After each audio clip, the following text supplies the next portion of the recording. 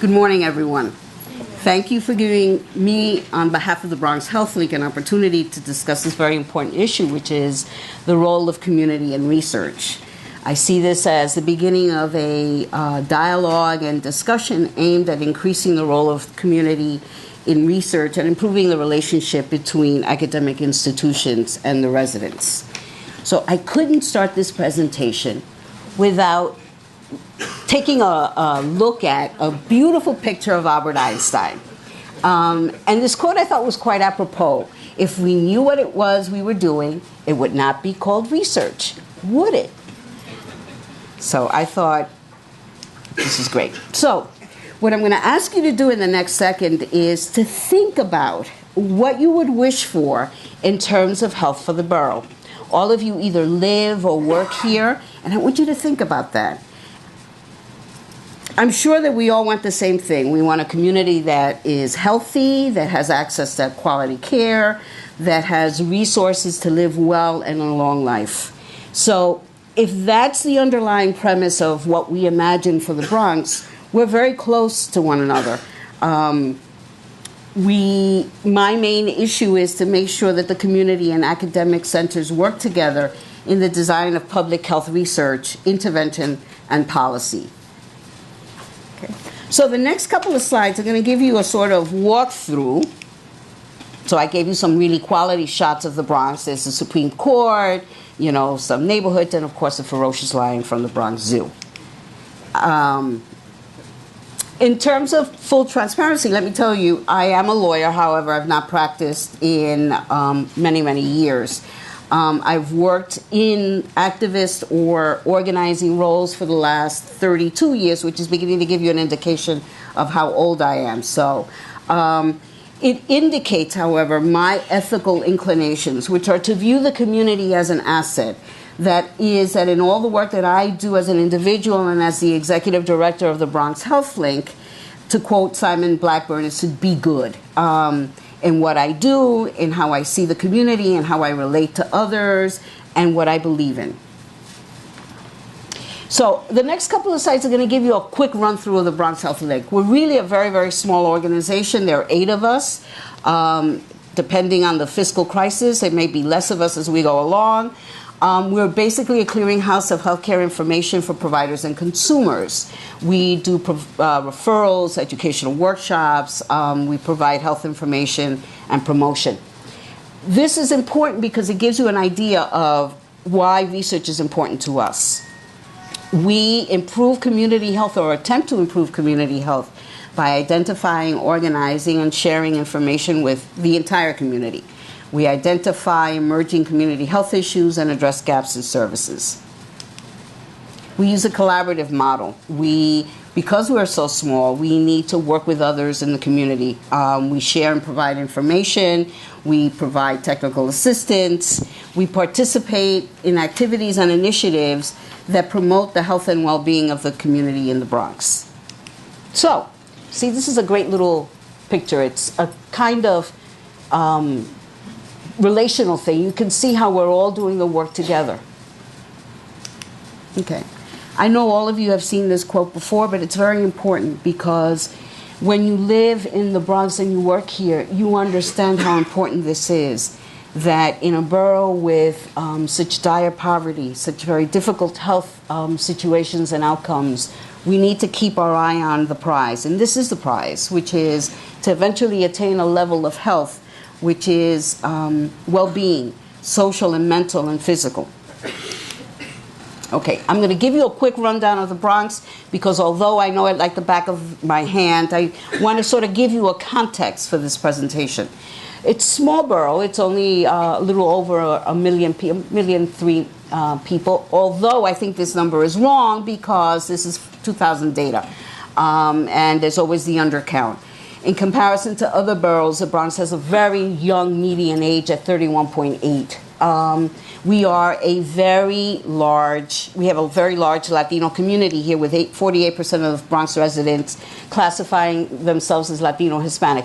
This will increase. I think that with the 2010 census, we're going to see that that number is going to shift up because there's been an increasing number of Mexicans, Dominicans, Hondurans, and other Latinos moving into the Bronx. It is no longer the largest community here, is no longer Puerto Rican. I was born and raised here. I am of Puerto Rican heritage. Most of us are leaving and either going back to Puerto Rico or, from what I hear, Orlando. It's amazing. It is really amazing. Yeah, I'm not going. No, I'm staying. This is a very interesting sort of graphic for us. As you can see, our focus is infant mortality, and the Bronx has a very high infant mortality rate in 2007 of 6.1. We use this for educational purposes because my goal as I get older is to make sure that the number in the Bronx goes down to what the Upper East Side level is. That's my goal. That's what I work towards every day.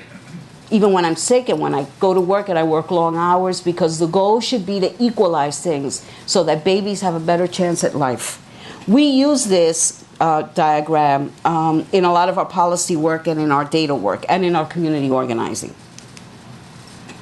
We have high levels of poverty. One of the 7 Bronx communities highlighted in the Department of Health Communities health profiles, 4 of them, 4, have poverty levels over 40%. For me, the worst one is that women-headed families, 42% of them live below the federal poverty level. And we all know that that's very low. I mean, for a family of 4, you're looking at an income of under $25,000. We also have very high levels of uninsured, and this number will definitely go up because of the influx of more and more undocumented people. We also have the highest percentages of people diagnosed with diabetes, and women in the Southwest Bronx have the highest rates of death from diabetes. Okay, this is how we do our work. Because we're very few, we need to go to schools, daycares, faith-based organizations, shelters, health centers, hospital clinics, you name it. If there's a place in the Bronx that opens their door to us, we will be there. We provide workshops in English, Spanish, Spanglish, Spanish and English, and sometimes all at the same time. We respond to the linguistic needs of the community. Often people invite us to do a workshop, and we always ask, is it English, is it Spanish? And people will tell us it's both. So our community health educators have to be willing and able to actually get up and not only do the presentation in English, but in Spanish, and do that in under an hour. We provide the community with workshops, and we ask the gatekeepers in the communities what's important, what does the community need. We also value the community, and we see their cultural strengths and differences, and we work with them. Now, a lot of this stuff you see here is what we do. But I think it's also things that all of you can do in terms of research. We refer the community to resources in the community. We provide the audience with takeaway information. We offer all information in a judgmental manner, and we value the community. I know this is going on a little bit, but I want you to understand how we do our work because it's central to an understanding of how nonprofits work in the Bronx. So we work with communities to increase the knowledge of a health issue. We demonstrate and provide support. We show the benefit of behavior change, which is very difficult. We increase the demand for the delivery of appropriate health services, and we try to demystify the medical environment. This is the first time that I've ever spoken to more than one doctor in my entire life. Okay? And I'm nervous. The community does not necessarily see the medical professional as allies. It's the doctor. You know, you respect the doctor. You don't talk back to the doctor. You listen to what he has to say, but you often don't engage in a conversation with them, which is unfortunate because I think you guys are wonderful. I mention this because it's important to engage the community in research. In a lot of ways, we help them understand that their relationship with the medical profession should be a mutually beneficial one. In the community, there's a lack of knowledge about disease prevention. They don't care. It's not that they don't care. Let me take that back. It's that in the scheme of their daily lives, when you're looking at not having money for food, not having rent, being behind in your bills, having issues with your children in the school system, health and prevention can wait because they're not a day-to-day occurrence. They're not something that you need to deal with all the time. That's how it's viewed. For us, bilingual staff is key. Community members prefer language messages that emphasize control. When you're living in a situation where you can't pay the rent or you live in a rat-infested building, you need to feel like you're in control. Okay, this is how I felt last night. Because I was thinking, so what do I say about community and research? I know the community, but research is a complicated topic. Even though I went to law school, I haven't touched a law book in a long time, but it's still it's a complicated thing. What I want to do now is talk a little bit about nonprofits. In the Bronx, they're varied. There are thousands of them, and they range in size from very small ones to very big ones. They provide social services, mental health, aging, children and families. They're faith-based ones.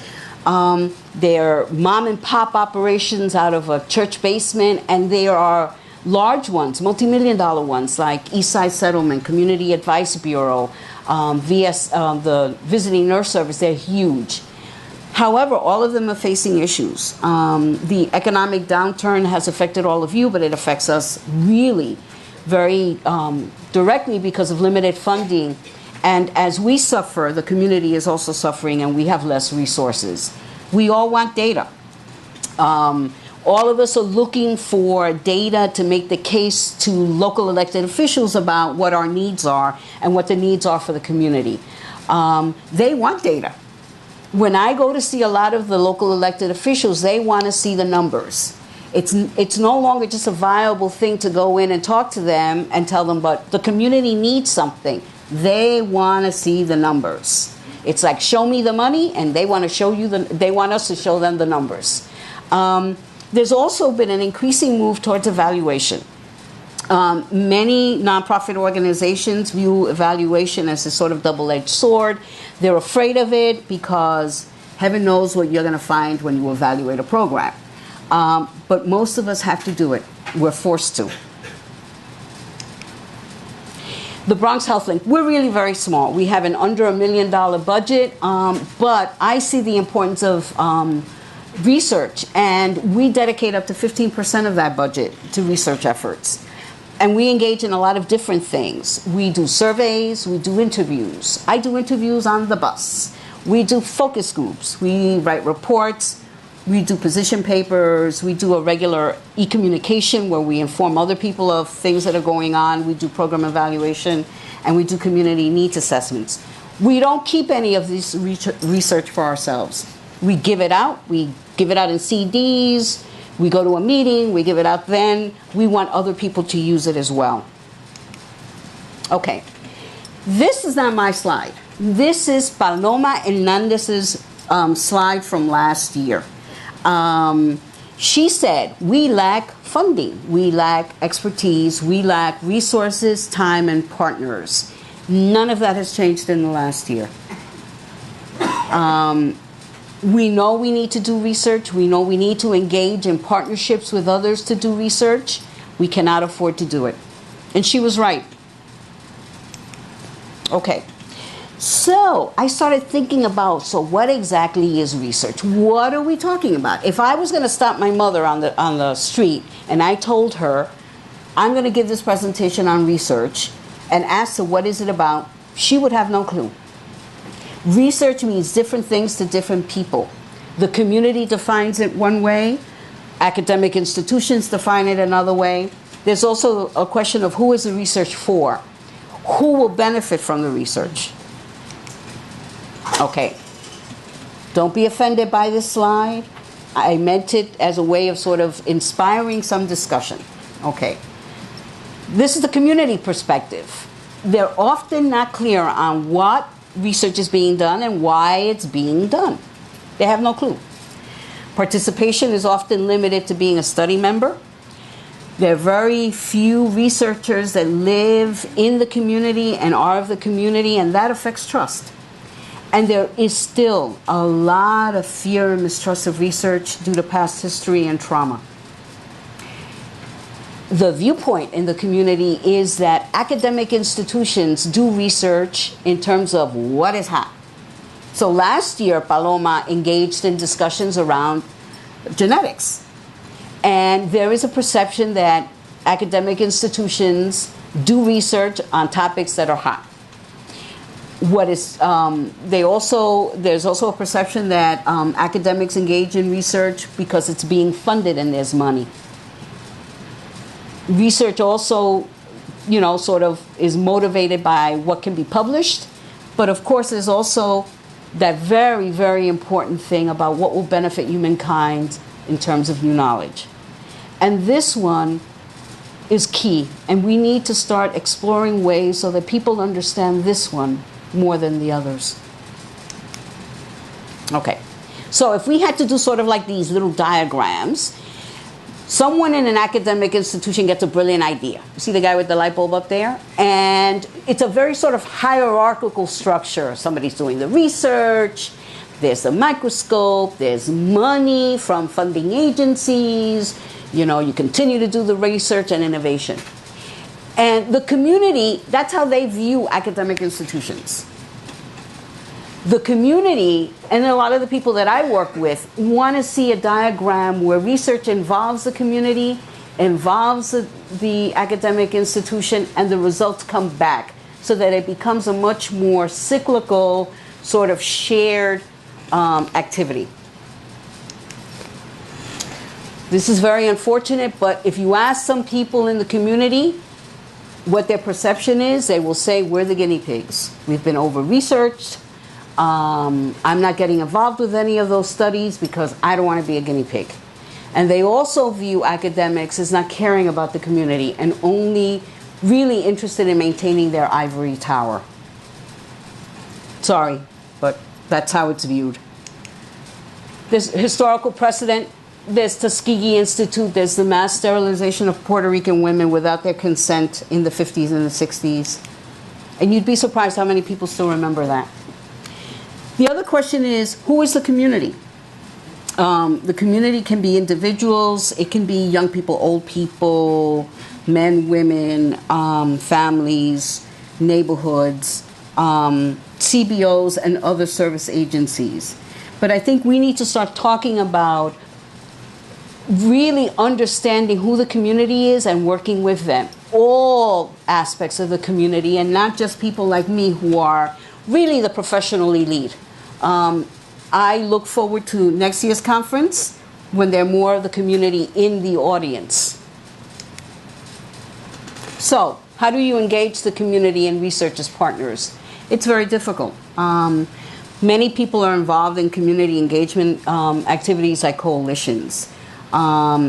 It's not just people like me who have to be involved in these things. It's Doña Juana who lives in the project. It is someone who has been in a study, someone who wants to do work with you guys. The power and the responsibility has to be decentralized. No person or entity is responsible for the work. Members of the community will take on tasks if they feel that there is a vested interest in their participation. The community has very special interests and they have talents that they would share with an academic institution. The business of research has to be open to all. No one should be included. Secrecy should be avoided. It leads to suspicion and distrust, and the community must be informed of the work at all stages. Again, no one agenda can move the group. There has to be room for a diversity of opinions and viewpoints. All ideas should be treated with respect. Again, recognizing the problem is one way of starting this relationship. It's getting stories from the community. What people tell you would be fascinating. If you stop folks and you ask the right questions, they'll tell you. They all have experiences and opinions, and they're willing to share. No one entity can control the research. All participants must be equal partners, and it should not be driven by ego, and really operate from an inclusive, open decision-making process. The goals of research collaboration should be to involve more community-based agencies, more groups like mine, who would want to partner with academic institutions on increasing access to quality care, on creating culturally sensitive programs and services. It's important to engage in research with partners so that you can collect information from the community, so that you can increase awareness of their assets and their needs, and therefore winding up with an advocacy and education campaign that will change policies. The ultimate goal of this new sort of research paradigm that I'm asking you to consider is empowerment, that you give men, women, and children the power, capacities, and access needed to change their own lives, improve their own communities, and influence their own destinies. It is a process that enables a person to understand the workings of power. People don't understand what happens in research. They see this beautiful building and they don't know what's going on here. Participation is the soul of an empowered community. So this is what I'm looking for, that community, academic partners, and research entities work together to achieve health equity. Outcomes of research should address issues of mutual interest. You should use community people to collect data and to do other things. It builds community infrastructure. It builds human capital and expertise. It opens the lines of communication between the community and the academic institution.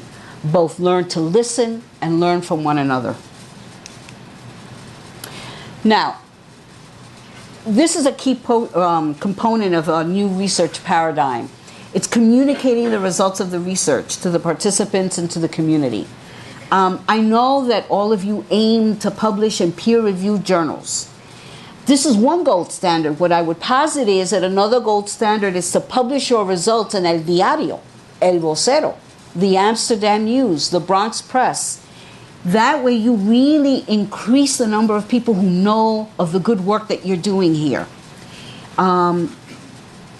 It's important that people know, because then that level of trust and communication that you need to continue to do your good work will only be expanded. We have to look at the benefits to the individual, to the family, and to the community. Now, I started with Albert, so I figured I'd end with Albert. So long as they don't get violent, I want to let everyone say what they wish, for I myself have always said exactly what pleased me. That's what the community wants, to have a say. Thank you.